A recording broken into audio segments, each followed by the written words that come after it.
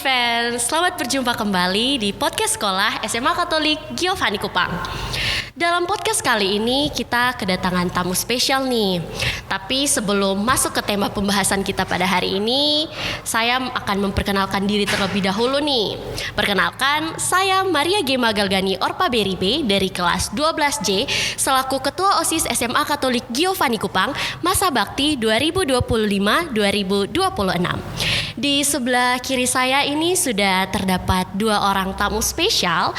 Salah satunya itu dari pengurus OSIS juga, salah satunya itu siswa baru dan juga merupakan peserta MPLS baru-baru ini nih. Langsung saja tanpa berlama-lama lagi dan juga tidak membuat penonton penasaran, kita langsung aja nih masuk ke sesi perkenalan tamu kita. Kita mulai dari Silsi dulu nih, yang pakai batik dulu nih. Oke, boleh.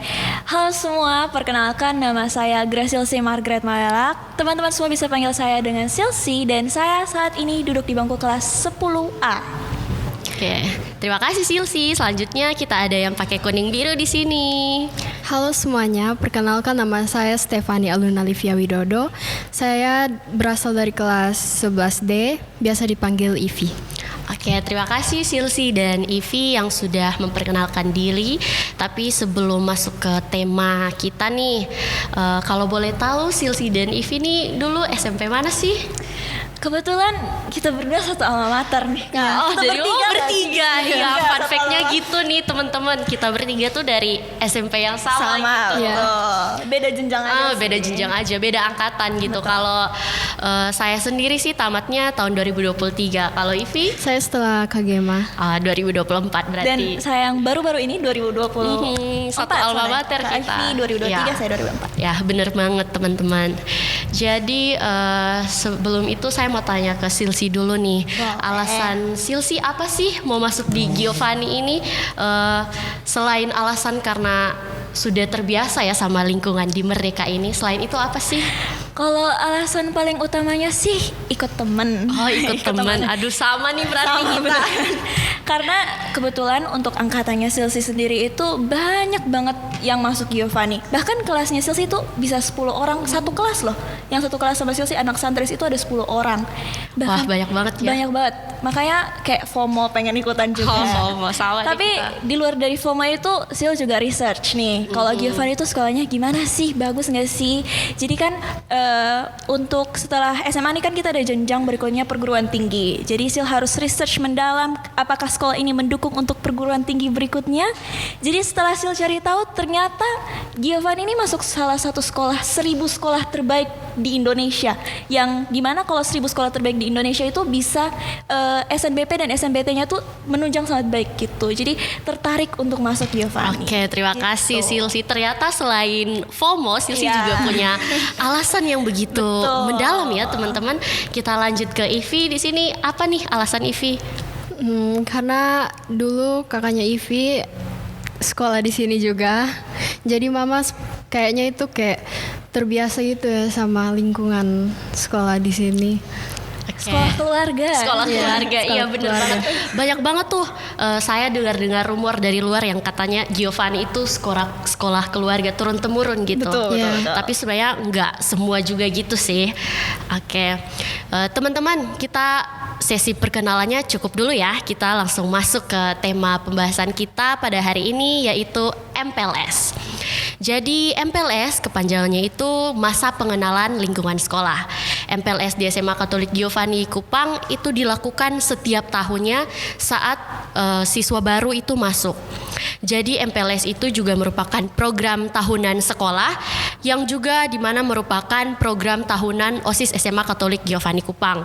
Tujuan dari kami sendiri mengadakan MPLS itu adalah agar siswa-siswa baru yang masuk bisa mengenali lingkungan sekolah terlebih dahulu sebelum mereka langsung masuk ke sekolah SMA Katolik Giovanni itu sendiri.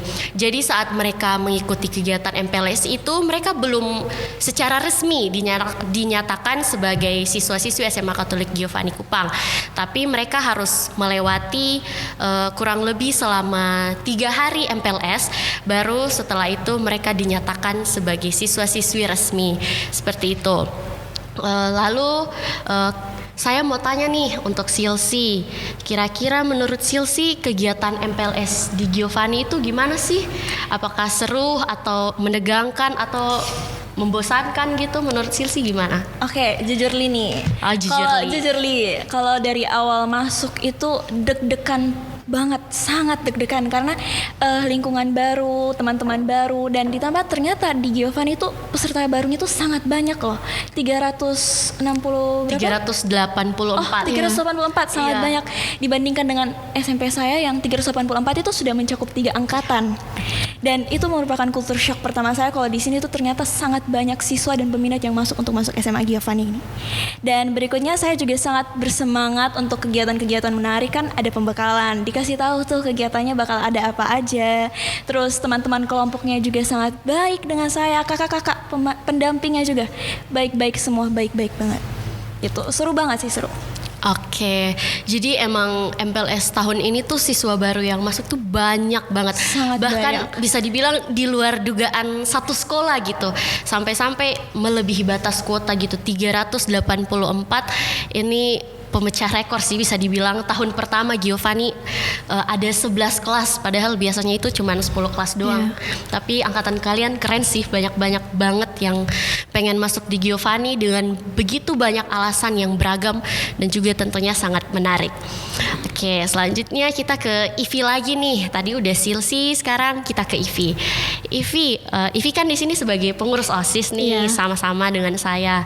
Kira-kira menurut Ivi pengalaman menarik apa sih yang Ivi dapat dari kegiatan MPLS? Tahun ini kan tahun pertama Ivi sebagai panitia. Kalau tahun lalu kan Ivi sebagai peserta. Gimana tuh tanggapan Ivi? Jadi untuk tahun ini Ivi dipilih untuk menjadi MC kan di MPLS. Itu kayak tantangan banget soalnya Ivi kan dulu itu kayak pemalu, terus public speakingnya kurang. Jadi itu kayak kesempatan baru, terus kayak ya seru. Oke, seru banget ya Ivi. Tapi menurut saya sendiri performanya Ivi saat jadi MC itu udah bagus banget loh. Udah bisa dibilang performanya itu udah oke, keren banget. Kak, boleh tanya nggak? Penasaran banget nih soal Kak Ivi. Kan Kak Ivi tahun lalu sebagai peserta, tahun ini sebagai panitia. Menurut Kak Ivi, apa perbedaan yang Kak Ivi rasakan sendiri dari sebagai peserta dan juga sebagai panitia? Itu apa yang Kak Ivi rasa, aduh paling beda? Gitu. Kalau jadi pengurus OSIS kan lebih gimana ya, kerjaannya lebih banyak kan dibandingkan pas jadi peserta itu kayak cuman duduk-duduk aja, catat materi dan mengikuti kegiatan MPLS layaknya peserta lainnya. Cuman kalau jadi pengurus OSIS terus kayak ngurus MPLS tahun ini itu lebih menantang, terus ada capeknya juga sih. Ya bener banget tuh, capek, bisa dibilang capek banget karena ngurusin 384 kepala tuh bener-bener bukan hal yang mudah gitu. Betul. Kalau tadi Kak Ivi dari tahun pertama yang sebagai siswa baru, tahun kedua sebagai panitia, kalau Kak Gema sendiri? Kalau saya sendiri ini pertama dari sebagai peserta dulu nih. Jadi saya itu masuk di Giovanni tahun 2023 angkatan 61. Pengalaman menarik yang saya dapat saat MPLS itu adalah bisa bertemu dengan orang-orang yang benar-benar unexpected banget. Iya, unexpected banget, mind blowing banget. Kayak nggak bisa nyangka gitu kalau kepribadian mereka tuh kayak gitu, kayak oh ternyata dia ini seperti ini ya. Kalau kayak di SMP itu kan kalau ketemu orang yang kayak cepat tersinggung gitu, itu kita masih anggap hal yang biasa ya kan. Kalau saat sudah masuk ke jenjang SMA itu jadi oh ternyata kalau kita buat orang tersinggung itu bisa menyakiti perasaan mereka gitu. Karena pas MPLS juga saya pernah ya sedikit bentrok sama teman kelompok. Jadi itu salah satu hal yang membuat saya belajar gitu dari situ. Kemudian setelah menjadi panitia, wah itu first impressionnya tuh capek, bener-bener capek. saat jadi panitia itu satu kata capek banget. Tapi di luar dari semua capek yang saya rasa dan juga teman-teman, ada begitu banyak pelajaran berharga dan juga ilmu-ilmu baru yang hanya bisa kita dapat tuh ketika kita berorganisasi gitu.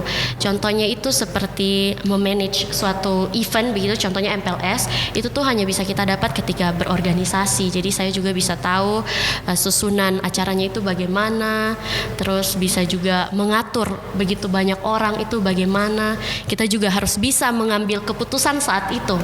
Jadi ketika ada problem nih, contohnya ada masalah antara peserta, seperti angkatannya Silsi kemarin itu juga ada masalah, kita harus bisa langsung turun tangan saat itu juga, tidak ada waktu untuk diskusi, briefing dan lain-lain. Jadi harus langsung aksi nyata saat itu juga, langsung ambil keputusan saat itu juga. Jadi itu pengalaman yang luar biasa sih menurut saya. Kalau tadi kan Kak Singgung bilang kalau Kakak tuh capek selama kegiatan, menurut Kak ada tips and trick nggak buat teman-teman yang mungkin mau jadi panitia MPLS tahun depan gitu supaya bisa walaupun capek kegiatannya tuh bisa berjalan dengan lancar, apalagi Kakak sebagai ketua OSIS yang bisa manage begitu banyak siswa dan juga begitu banyak anggota OSIS, apa tuh tips and trick? Kalau tips dari saya nih, kalau saya tuh biasa menanamkan dalam diri saya itu lakuin apapun itu enjoy aja, asal kita happy gitu, asal happy. Kan untuk masuk di OSIS sendiri ini juga adalah pilihan dan keputusan saya gitu. Jadi mau gimana pun, mau ada lika-liku, tantangan atau apapun itu harus kita lewati. Kalau moto saya sih, ini moto hidup saya itu siap gak siap harus siap gitu. Gas terus. Intinya apapun yang ada di depan, kalau orang Kupang bilang tabrak sa, ada batu hantam, tapi orang Kupang kan bilang gitu.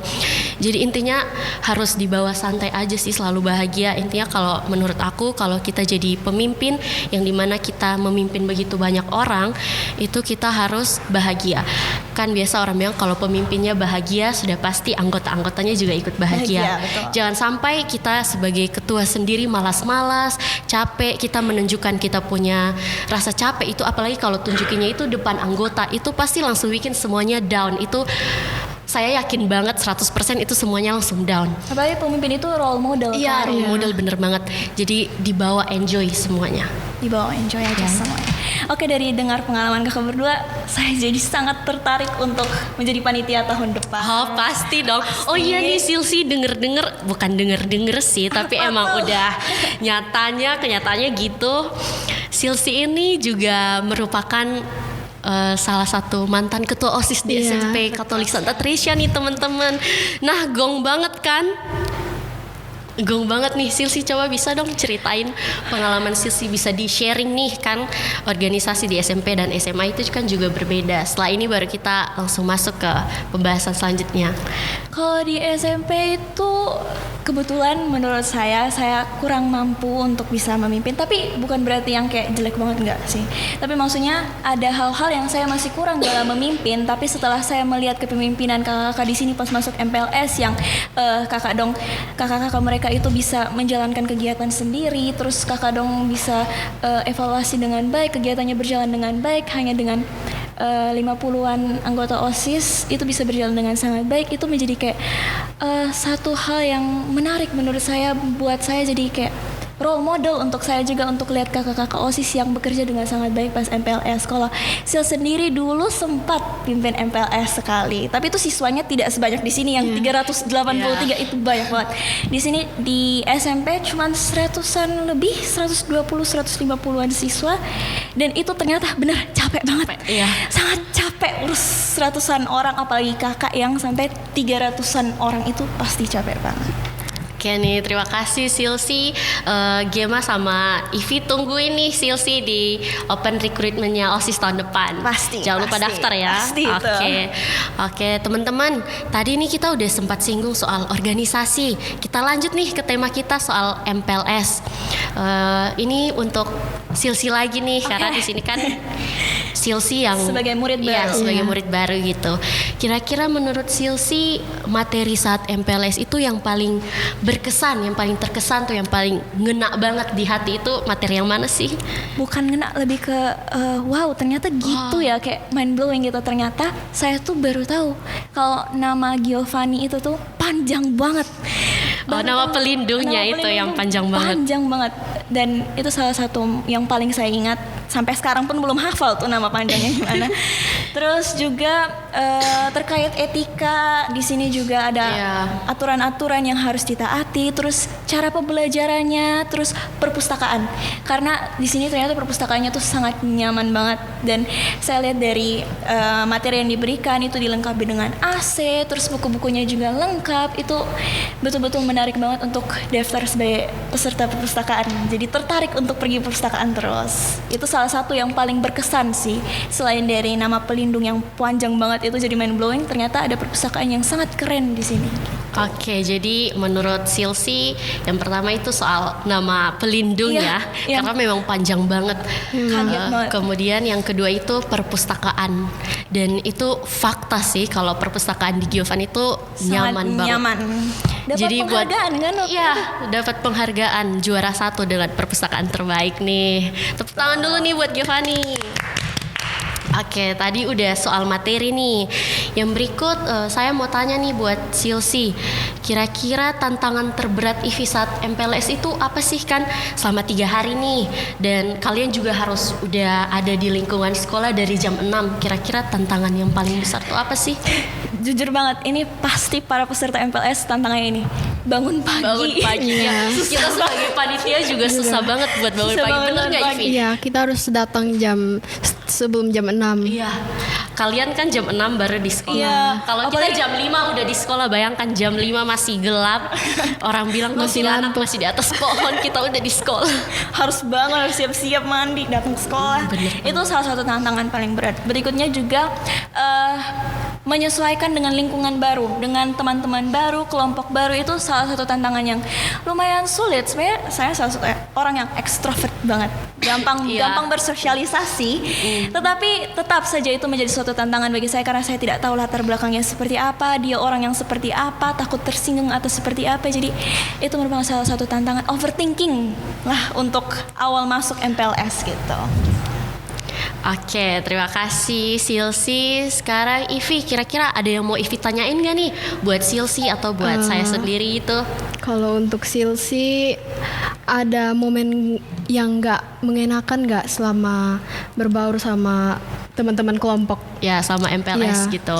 Kalau sama teman-teman kelompok sih enggak sih, soalnya teman-teman kelompok tuh sangat asik-asik semua, seru-seru banget teman-teman kelompoknya Silsi. Kalau momen seru banyak, malahan daripada momen-momen yang enggak menakan sih, Sil kurang dapat sih kalau selama MPLS. Tapi yang justru lebih menonjol itu momen-momen serunya gitu.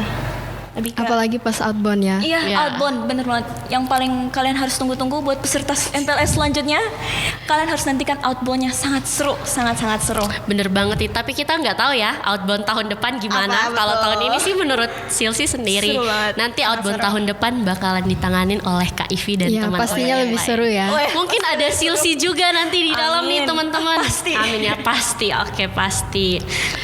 Kira-kira Silsi, kan tadi Silsi bilang salah satu keseruannya itu saat outbound. Kira-kira selain itu apa sih? Selain outbound itu yang paling seru gitu, yang benar-benar nggak bisa dilupain. Mungkin pas mob boleh nggak sih? Oh. Masa orientasi pramuka. Oh, boleh deh, spill dikit, spill dikit. Oke, salah satunya tuh api unggun, keren banget. Api unggun Iya. ya, bener banget. Itu yang paling dinantikan nggak sih kalau kita jadi siswa baru? Itu kan peresmian gitu, betul, peresmian. akhirnya ya jadi siswa. Kalau selain outbound, kalau dalam masa MPLS mungkin sharing materi dengan teman-teman satu kelompok. Gimana menurut iya. kalian tentang materi yang sudah disampaikan tuh menurut teman-teman gimana gitu. Oke, terima kasih nih Silsi untuk semua jawabannya. Terima kasih juga Ivi dan juga Silsi yang sudah berpartisipasi dalam podcast sekolah kali ini. Di akhir kata kita sudah sampai nih di penghujung video. Gak kerasa Gak ya. kerasa ya. Iya. Kayak baru Padahal semenit. iya, baru ngomong perkenalan tadi tiba-tiba udah di akhir aja nih. Jadi di akhir ini saya selaku ketua OSIS mau menyampaikan ke teman-teman semua, jangan lupa subscribe, like, komen, dan share video ini sebanyak-banyaknya. Jangan lupa di-share ke teman kalian, keluarga kalian, bapak, mama, bersaudara, kakak, adik, pokoknya semuanya di semua media sosial kalian. Jangan lupa ya, dan jangan lupa like juga, komen tentang keseruan kita bertiga dalam podcast hari ini. Oke, gitu aja dari kita bertiga. Terima kasih buat teman-teman semua yang sudah tonton. Saya Gema, Saya Silsi. Dan saya Ivi. kami pamit undur diri. Bye semua. Bye.